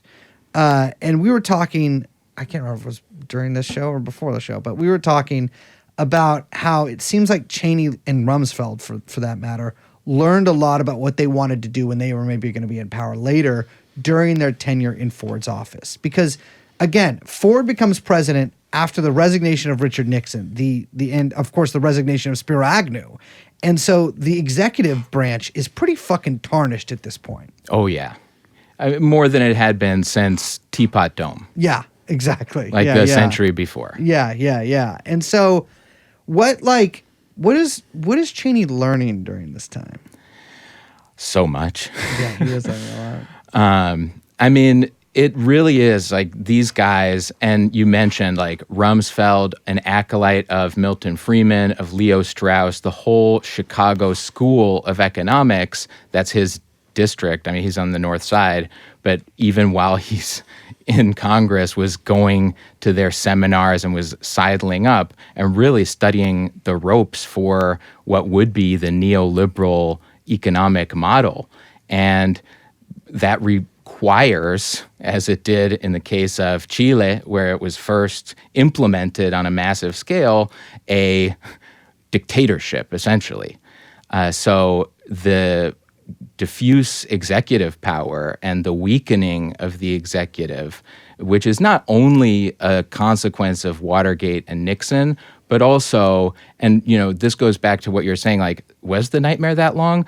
I think the nightmare encapsulates all the way back to the Vietnam stuff, the civil rights movement, like all of that stuff is part of this nightmare that disturbed the mythological equilibrium of the 1950s picket fence Americana of like David Lynch. Yeah.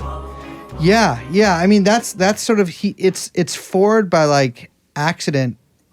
Sort of, I don't know, accident is the right way to put it, but like he kind of midwifes this new order. Like 75, things really change. Yeah, and so the dynamic with Cheney coming in. So Rumsfeld, the first day that Ford finds out for sure that he's going to be president, calls Rumsfeld back. Rumsfeld had been kind of exiled by Nixon to NATO. Okay. In Brussels. Yeah. Go hang out with those Nazis. Yeah. And so he comes back, and then the first call that Rumsfeld makes is to Cheney. He's like, meet me in D.C. We're going to the White House, baby. So Rumsfeld is chief of staff, and Cheney is deputy chief of staff at Rumsfeld's right hand. And the two of them are putting their heads together with this mission to make the most of what they see as a lame duck, access to a lame duck presidency where you can kind of do whatever you want. Yeah. And what do they do? Well, fast forwarding to, I mean, obviously foreign policy is a big Kissinger area, and they are not on good paper with Henry. Yeah, and he's like, and listen, I mean, this is the interesting thing about Henry Kissinger. Like, he's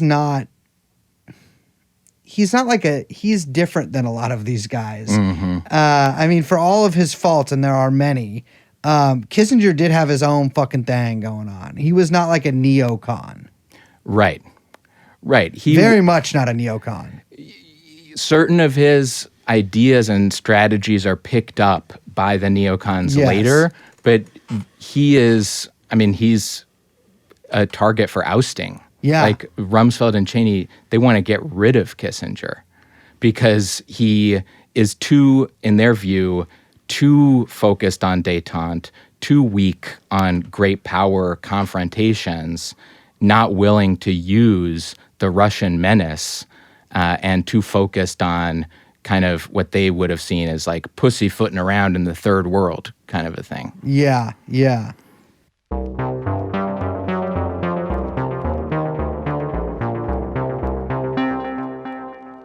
I mean, then you have Ford running against Carter. Oh, but we got to talk about September 75. Oh, okay. The double lady assassins. Of course. Yes. How this is the other thing. Ford, I don't know how I didn't put this together earlier. Of course, Ford's a model, right? And so it's only fitting that the only lady presidential assassins in this nation's history both target him. We have Squeaky Fromm, and then as we covered in the Tribal Thumb episodes, Sarah Jane Moore. Right. So these both happen in September of 75. What a month. Crazy month. I mean, and both in Northern California too. So it's a very like concentrated, and you got to think for the guy, traumatic period of time. We were talking before we started recording. I don't really think that the Squeaky attempt, so to speak, was a real assassination attempt. Yeah. You think she was just like there? I mean, she had a gun. There was the bullets. I think she left them at her house. There was maybe like no one one has bullet. ever accused it wasn't Squeaky Fromm of being a great planner. Yes. So in any event, I mean, she was kind of insistent that she wasn't trying to kill anybody. She just wanted to raise awareness for the redwoods. Raise awareness for they're huge trees. People are aware of them. They're like the biggest trees. Well, not big enough. Yeah, yeah. But the Moore one is, and this is an area that, I mean, could go on for literally hours, and we're about to do a whole series focused on her. Uh-huh. But it's going to be called She Harvey Oswald. Okay, because I like it. she's kind of dyed in the wool from early on. Very, very bizarre and interesting operator. And perhaps there was some deeper involvement in either one or both of these attempts. Suffice it to say, a month later, Cheney and Rumsfeld give Jerry Ford the ultimatum of his life. On October 24th, 1975, they send him a memo that is basically 28 pages of, you're a fucking piece of shit. Yeah, so I read that memo. It is a fucking insane thing to say, to write out to the president. Right. And especially, it's interesting because it goes to show you that this whole unitary executive theory, it's not actually about the president. It's about the office of the president, which is available to them and their likes. Yeah, so I just to read from part of it right here.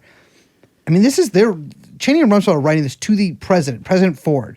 Perception of the president. They're like sort of writing him like these I guess, I don't know, these strategy ideas are like couched as strategy, but a lot of it is just like really, that's a lot. Among the public at large, the president is perceived as decent and honest. They like you. However, there are growing questions about your leadership capabilities and competence. Your approval ratings on average is lower than that of previous presidents, and you get very low marks when questions are asked about your handling of specific problems, such as the economy and foreign policy. It should be noted, too, that the economy is not doing well. Mm-hmm. In general, they like you as an individual, but have doubts about your performance as president. I mean, you could couch that as, these guys are just, talking tough to him and talking straight to him ahead of an election. Yeah. And eventually they get to a point where they're like, in 76, there's like 4 ways that this could play out. And 3 of them end with you lose. Yes. Yeah. Because again, that's the other thing. This young upstart named Ronald Reagan. Oh, yeah. Was threatening to run in a primary against the sitting Republican president. Which wouldn't be that crazy because, again, like, no one elected Ford. Mm-hmm. And so it wouldn't be insane. I mean, nowadays I would never do it, but it wouldn't be insane to have a primary then. But Reagan was sort of viewed by many people as like, if he runs against him, he's going to win. And Ford squeaked it out. Right. Yeah, he did launch the primary challenge. And this is also where, so you have the double assassination attempt September 75. October 75, there's this memo from Cheney and Rumsfeld. One of their recommendations, if you want to have any chance in hell to potentially eke out an unlikely victory in 76, you got to change house. And so he then, within a week, does what's called the Halloween Massacre, fires a bunch of people, including the Secretary of Defense, and replaces him with Rumsfeld. So he promotes Rumsfeld to Secretary of Defense at the age of 43 or something. And then promotes Cheney to Chief of Staff, taking Rumsfeld's job, gets Brent Scowcroft on the National Security Advisor role and takes Kissinger off of that role, but leaves Kissinger in as Secretary of State. And maybe most importantly, brings in George H.W. Bush as head of the CIA to oversee the transition that we've been talking about that happens, of all of these functions out of the CIA and into whether it's different DOD agencies or just private sector. Yeah. The Safari Club pops up at this time famously, and they're relying on these real informal networks. Yeah, of Middle Eastern arms dealers and sort of mercenaries from England, and it becomes widely distributed, a lot of the power. That's that. I think that's sort of the crazy thing about the end of Ford's presidency is all these guys. I mean, granted, it's Bush's son, but a lot of these guys are heavily involved in the both pre and post 9/11 events. Right. To get back to Reagan quickly, so he's posing this threat of attack from the far right, but it works so hand in hand with the Cheney-Rumsfeld ambit. They're pushing Ford to move his policies to the right. Yeah. And they're fluffing up the Reagan threat. And at the same time, there's some good reasons to believe that Rumsfeld in particular was back channeling to the Reagan people as well. Well, the Reagan's campaign was definitely good at back channeling. Yeah. Oh, yeah. And the money in the party kind of saw the same forces that pushed out Nixon, kind of saw the future as being much more aggressive, much more mythological in its rhetoric and framing of the Cold War against, we need to bring back the evil empire shit. Yeah. The first thing George Bush does when he gets into CIA is set up Team B to give the exaggerated reports on Soviet strength, rhyming again with what the Nazis did after World War II. So we see the pattern repeating itself. And you're totally right that Cheney and Rumsfeld, not only in the W admin, but in the Reagan-Bush era, Cheney was Secretary of Defense for H.W. Bush in the Gulf War. So he got in the first Gulf War, got his little hands dirty, and Rumsfeld was sent as a private envoy to go and meet with Saddam, of course. Famously. And so they're in the mix. They are much more at home in the the post-Reagan world, where I think this experimentation that they were doing in the Ford White House bears its fruit and sets them up with all the tools that they need to carry out their agenda.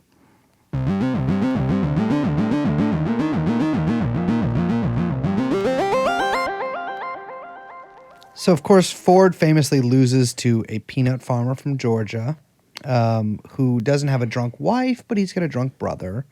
And, of course, the peanut farmer from Georgia famously loses to the handsome actor, although actually not really that handsome. It was different in those days. It was different in those days, but to Ronald Reagan. and then sort of exiled to go do Habitat for Humanity, and then eventually be wheeled out for increasingly distressing-looking pictures, whether it be with his family, of course, the famous, horrible, scary one with the Bidens, which to me is the defining photograph of the Biden presidency, is him and Jill with the Carters sort of kneeling down with these hobbits. They were all talking backwards and there was like saxophone. It is like the most Lynchian moment I would say, and listeners will know, I don't use this descriptor ever, but I would describe many moments of the Biden presidency as very Lynchian. I think in the past decade, there's that, and then Trump being informed of Ruth Bader Ginsburg's death with Tiny Dancer in the background. Yes. Those are up there. I mean, I kind of want to actually like talk about a little bit modern day stuff, because one of the big things that Cheney was all about was this like really strong executive. And we see that really being trot out again with the second Trump administration. Mm-hmm. And this like view of the executive as having been sort of robbed of this power that it should have, and an attempt to reassert that power. Mm-hmm. I think one of the things that stands out to me, especially from like 75, is just the lack of anybody getting in trouble. And I think, obviously, listen, I didn't fall off the turnip truck yesterday. I know no one ever gets in trouble for anything. But like with the church committee, with Nixon, with all this stuff happening sort of like back to back to back to back, like what do we actually see come out of the church committee, right? Like you have all this stuff get moved to other agencies, but then you also have like the FISA Act. I mean, that's in 78, but like that leads, of course, to like, a lot of the stuff that we learned about from the Snowden leaks, and like the FISA courts and stuff, which ironically, Trump is like one of the only things he's like given a shit about is sort of tamping down on those. But like it gives rise to this even more secret, even more backdoor stuff that becomes this like ever increasingly complex network of like legal maneuvers and intelligence agency like guidelines and stuff that we were just like never allowed to see, or even if we can see it, it's just really hard to understand in its like vastness and complexity that is the modern day. And so it's so much of this stuff is like has its echoes. I mean, obviously history works like that, right? Like it's literally linear. It's time. But I think there are just so many echoes from 75 to 2025. Yeah.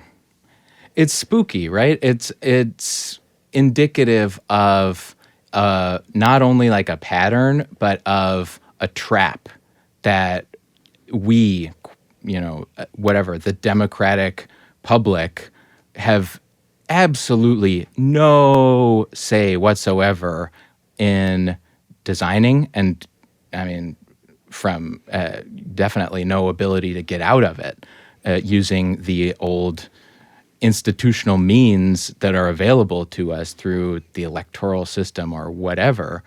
And repeats kind of once and then again and then again and then again, like the lack of accountability.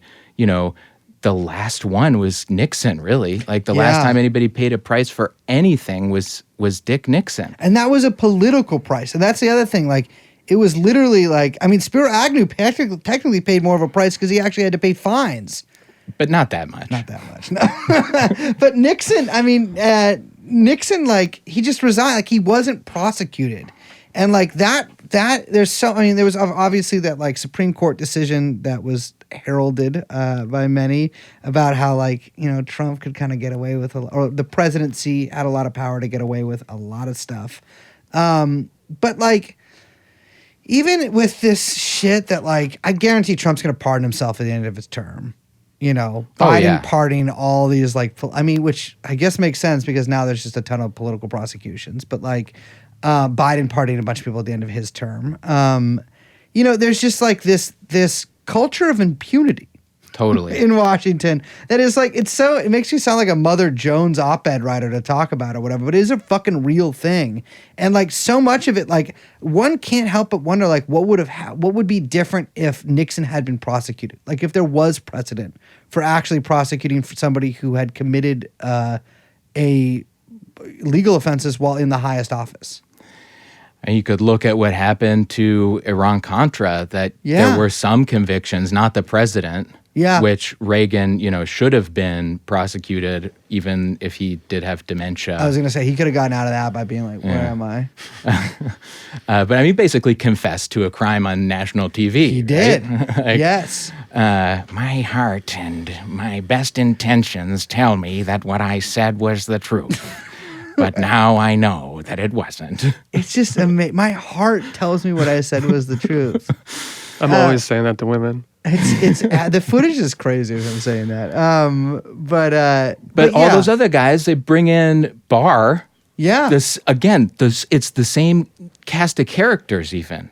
I know. And he just cleans it. I mean, that was Barr's thing. He cleaned it up for them. He cleaned it up, and now, it won't be Barr next time, but it'll be, some guy that's even dumber because you don't even have to be good at it anymore. I know. And that's the thing is like there's, and maybe it's like, I don't know. Maybe it's like, I'm trying to think of like, what was there? The fucking Mueller report? You know what I mean? Oh my It was like, God, what a I'm trying to joke. think, it's like all of these things are such like, they're done in some way now. Like we'll have some variation of like, we're looking into this kind of thing. But like nobody, I think the big thing that's different is like there's zero expectation that anything actually happens ever, right? Like there's just like no expectation from the general public in America that like anybody in power is like going to be held accountable for anything. Right. I mean, all of the pigs are slopping at the same trough. Exactly. Yeah. I mean, even Menendez, right? Like, there was like a question of like whether Menendez was actually going to get in trouble for having fucking gold he got from like the Egyptian Defense Ministry in his house, and everyone's just like, you know what I mean? Like, yeah, he should resign, but he's still going to work. Like nobody like they really are in some ways like untouchable, because even if somebody nominally gets in trouble, like Nixon did, for instance, like, okay, well, in the interest of healing, like, we don't want to do anything. I mean, that was the same thing with Trump won, right? Like, they didn't really, I mean, they did end up going after him in this, like, half-assed weird lawfare way where they just, like, did a bunch of, like, really shoddy court cases against him that, like, all kind of ended up going nowhere. So that eventually people could be like, well, he's a felon. But it's like, well, I don't know. I feel like if I got 34 felonies, I would probably go to jail for one day. You know what I mean? Like, he didn't go to jail for any days. It's nuts. I mean, it's not only the executive branch and the legislative branch. You also have the Supreme Court justices taking, tens of thousands of dollars in trips and travel and whatever the fuck else they want to get from these rich guys. And they just say, no, it doesn't affect my decisions. These are just my friends. Yeah. Yeah, I know. And that's the interesting thing. It's like people can like, maybe there'll be an op-ed about it, or there'll be some kind of public outrage about it, but there's no like real vehicle for that outrage to take the form of, I mean, even something like for instance, like the church committee or whatever, we at least learn some like new information. Like people don't even like that doesn't even really happen anymore. Right. And the information that you do learn is so selectively filtered out that it's usually serving somebody's agenda. Like, who could remember? I mean, I would say who could forget, but who could remember the Trump impeachment with like Lev Parnas and Vindman and shit? Like, what was that even about? No, yeah, I followed that. I don't know. I go back to thinking about the church committee because that gave rise to, I can't remember what it's called. It's like the Intelligence Officers Protection Act or something like that. But it made it illegal to leak the names of like CIA officers, for instance. Because right after the church committee, or maybe even during the church committee, the CIA station chief in Athens, Richard Welch, was assassinated. And then that was sort of like sideways blamed on the church committee, even though like it was known that he lived there. It was like, it wasn't like it wasn't a very well kept secret, but I think it was also, his name was published in like Counter Spy or something like that. Maybe Phil Agee. They like blamed Phil Agee for it. And then that gave rise to this act that made it illegal to say the names of these people. And I think there's been like maybe 2 prosecutions. John Kirkow was one of them. And then the other was I can't remember what the guy's fucking name was, but it was about the Valerie plane. Scooter Libby. Scooter Libby. And there's been 2 prosecutions under it. One of them was Scooter Libby during the Bush White House. And it's like these things are like, I mean, obviously, I think it's supposed to have like more of a, I think it has had more of a chilling effect than any actual like, prosecution backing it up or whatever. And I don't think, by the way, that it should be a crime. Scooter Libby's innocent. Well, he definitely did it, but he got pardoned too, didn't he? he did get pardoned. Yeah, he did get pardoned. And weren't they after Plame for? And my memory is like completely failing me on this, but like, didn't they not like her because she was critical of the Bush administration? It was her husband. Her husband. They made a movie about it with Sean Penn. Really? And a Decemberist song. What's the movie? I forget the movie. It's called Fair Game. I've never heard of that. Is it good? No, I mean it's like Yeah.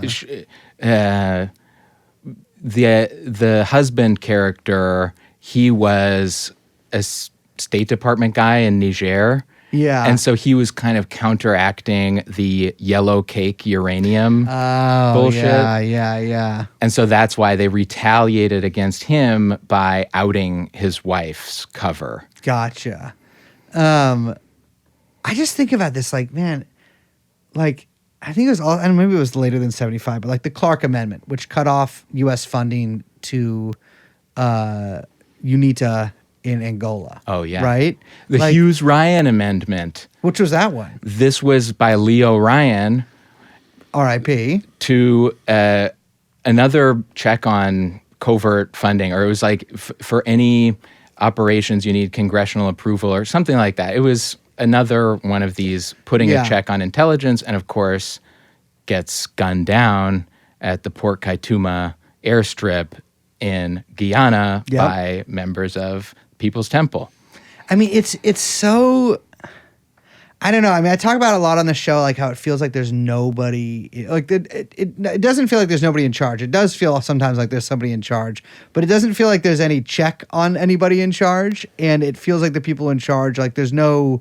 And this is a very simplistic framing, but you'll forgive me. Like good guys out there, it's all just like scumbags from the top to the bottom. Yeah, and I mean, we were talking a little bit about this before recording too. The right wing has kind of taken on the mantle of both revolution in as much as they want to accelerate things down a certain path in Yeah. a way that's inconsistent with the institutional checks and structures in Yeah. existence. But they also are in power. So they're kind of now, we're seeing them actually exercise power in a way that's totally unchecked. Yeah, exactly. I mean, it is like not to be whatever about this, but like some of the shit the Trump administration is doing is fucking kind of insane. Oh, it's totally insane. And all the left responds to it is we should just, put the toothpaste back in the tube and try to go back to how things were after the church committee. Yeah, exactly. We need another church committee or whatever the fuck. Like, it's not really a solution because it doesn't recognize the real problem. Yeah. And it doesn't have any sense of the power dynamics that are at play on purpose, largely because, like I said, I mean, they're just... Yep. And it's to me, it's just like they talk about sort of the erosion of the democratic institutions. I mean, this is a big liberal talking point, but guess what? They've eroded. You know what I mean? They eroded. They suck now. I mean, they weren't very good to begin with, and now they're really, really, really bad, and they don't work anymore. And there is no like solution that you see from anyone besides just like, oh, we'll rebuild them.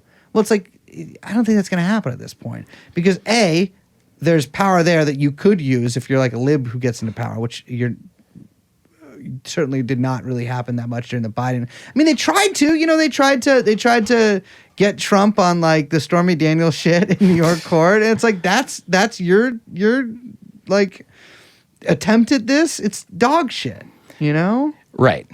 And you don't need new laws. Yeah. He's breaking the ones that already exist. I know. It's, I mean, I know you had Silverman on your show too, but like, man, his shit, like with all the fucking crazy crypto donors. I mean, this guy makes Spiro Agnew look like a fucking amateur. I mean, Spiro Agnew, he was taking whatever could fit into an envelope. Yeah. yeah. You can't fit that much cash into an envelope. No. And meanwhile, into like a fake company, you can pump untold sums. Yeah. Literally uncountable. Not unaccountable, but you can't count how much bribe money is flowing in to that mafia-ass family enterprise. And if I may read another Debord quote. Absolutely. You can think about this process as the corporatization of everything, but then corporations resemble mafia. And so what Debord writes about this phenomenon is, it is always a mistake to try to explain something by opposing mafia and state. They are never rivals. Theory easily verifies what all the rumors in practical life have all too easily shown. The mafia is not an outsider in this world. It is perfectly at home. Indeed, in the integrated spectacle, it stands as the model of all advanced commercial enterprises. And I would add on that, and, governmental institutions as well. Yeah. To the extent that they're effective at all and not just there to take up space and to perform the role of, giving ease to the population by fostering the belief that something is being done with all the money that we pay in taxes. Mm-hmm. It is to commit crimes on a mass scale. Well, Don, I think that's a perfect place to leave it. Where can people find you? The podcast is Fourth Reich Archaeology, and we are streaming wherever podcasts stream. We have a Patreon, and I'm on Twitter at Angleton Orchids. Well, we'll link those in the show notes. Thank you so much for coming on the show. Thank you for having me. I feel like I inhaled, so I should say something else. I'm going to exhale. Gerald Ford.